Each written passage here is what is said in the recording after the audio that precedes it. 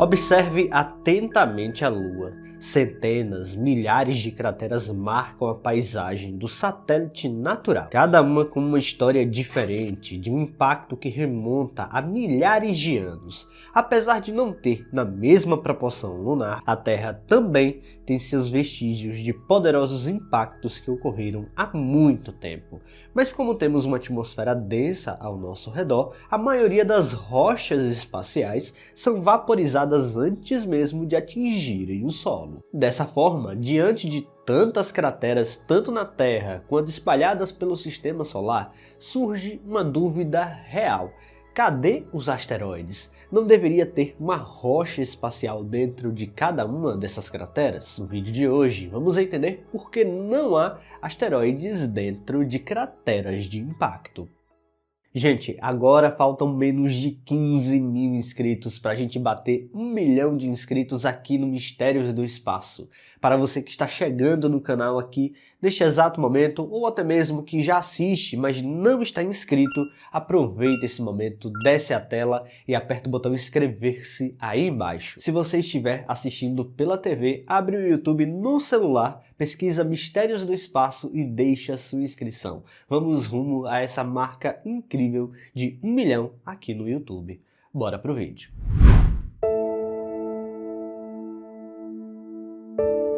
Quem nunca se emocionou ao ver um meteoro riscando o céu noturno? Popularmente conhecidas como estrelas cadentes, essas rochas espaciais atravessam nossa atmosfera, gerando um rastro luminoso antes de serem pulverizadas.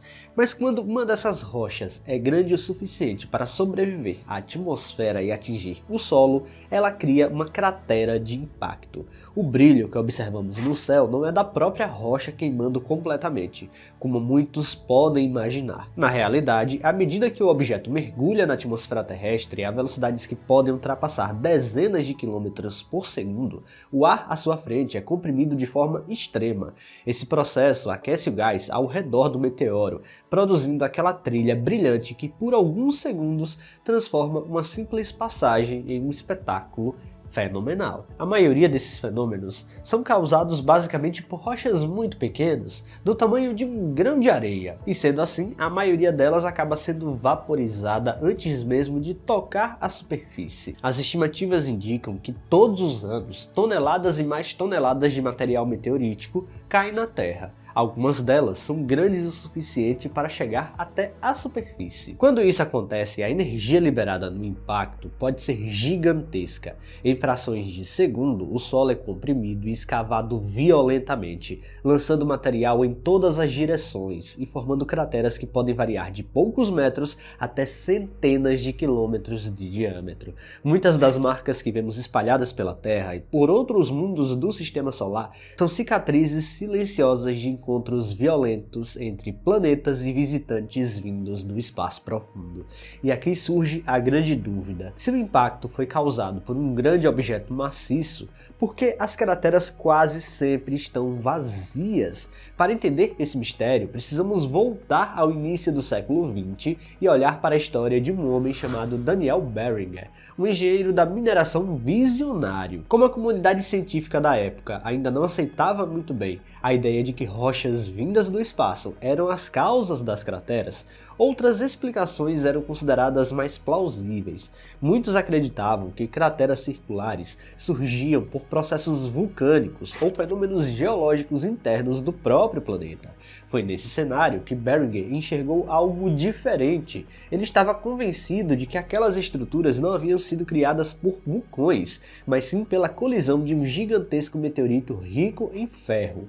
Sua lógica parece simples. Se uma rocha espacial escavou uma enorme cratera, então a massa colossal do objeto deve estar enterrada logo abaixo da superfície. A ideia não era uma simples hipótese para ele, mas também uma oportunidade potencial de ganhar dinheiro. Se ele estivesse certo, hipoteticamente, poderia ficar ainda mais rico, uma vez que encontraria uma grande massa de ferro escondida logo abaixo da superfície, especificamente numa cratera localizada no Arizona, nos Estados Unidos, que tem o mesmo nome que Daniel. A grande questão aqui é, depois de tanto explorar a região, a cratera em si, Barringer não encontrou nada além de pequenos fragmentos de metal, fazendo seu investimento cair por terra e beirar a falência. Bom, mas o que Barringer não sabia era que a física por trás dos impactos cósmicos era muito mais violenta do que se imaginava naquela época.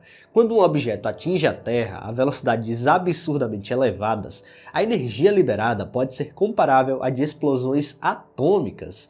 Em vez de permanecer intacto sob o solo, grande parte do meteorito pode ser vaporizada, derretida ou fragmentada instantaneamente, espalhando seus restos por quilômetros ao redor do impacto. Ironicamente, Barringer estava certo sobre a origem da cratera, mas errado sobre a localização do seu tesouro.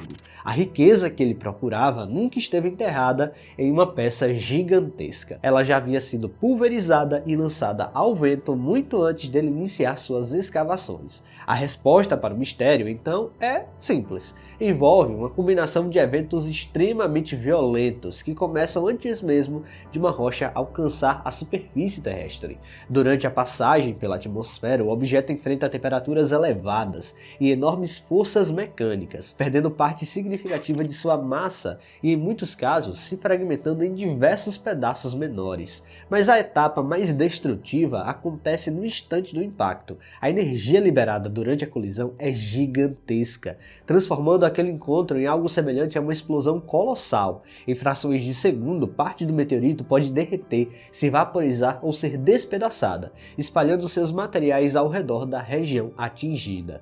Por isso, a ideia de encontrar uma gigantesca rocha intacta, enterrada no centro de uma cratera, normalmente não corresponde ao que acontece na realidade. Em vez disso, fragmentos e materiais fundidos acabam se misturando ao próprio terreno, tornando-se parte da geologia local.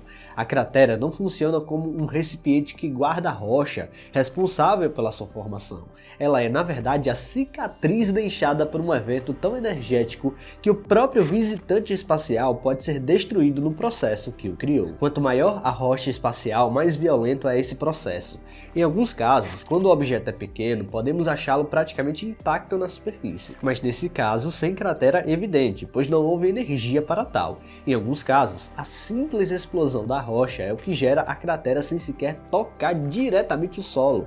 Quando o objeto espacial entra na atmosfera e sofre um aumento extremo de pressão e temperatura, ele pode se fragmentar violentamente ainda no ar. A energia liberada nesse processo pode ser tão imensa que a onda de choque atinge a superfície com força suficiente para derrubar florestas, quebrar estruturas e modificar o terreno, mesmo sem a necessidade de um impacto direto, como já aconteceu no caso impressionante de Tunguska, na Sibéria, em 1908. Uma imensa área de floresta foi derrubada por uma explosão atmosférica de alto poder. Então, o resumo do mistério é bastante simples. A rocha ela é completamente vaporizada e fica misturada ao terreno. Nunca ou muito raramente você vai encontrar o asteroide completo e inteiro dentro de uma cratera. Pessoal, se vocês gostaram deste vídeo, não se esqueçam de deixar o like aqui, que é muito importante. E se você não está inscrito aqui no canal ainda, convido você a apertar o botão inscrever-se aí embaixo.